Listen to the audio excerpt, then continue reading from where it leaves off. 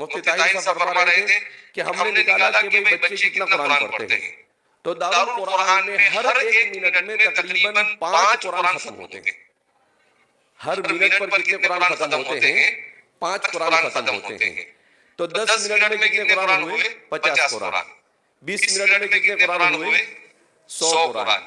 40 minute میں کتنے ہوئے؟ 200. اور 1 گھنٹے میں کتنے ہوئے؟ 300 قرآن. 1 گھنٹے میں کتنے ہوئے؟ 300. تو 10 گھنٹے میں کتنے ہوئے؟ 300 کو 10 بار ضرب دو 3000. 24 گھنٹے میں کتنے ہوئے؟ 3600 قرآن. 4200 قرآن. کتنے؟ 30 3 ہو رہے ہیں نا.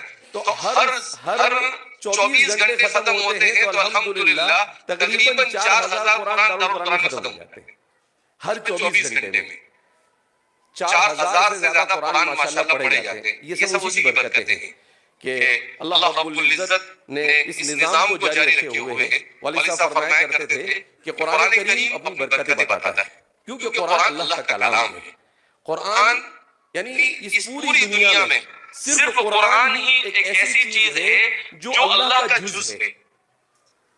یعنی دنیا کی ساری چیز اللہ کی مخلوق ہے. مجھے اور آپ کو اللہ نے بنایا تو ہم اللہ کی مخلوق ہے. دوسری جتنی بھی چیزیں ان کو بنایا وہ اللہ کی مخلوق ہے. مگر قرآن اللہ کی مخلوق نہیں ہے، وہ اللہ کا کلام. وہ کیا ہے؟ اللہ کا کلام ہے.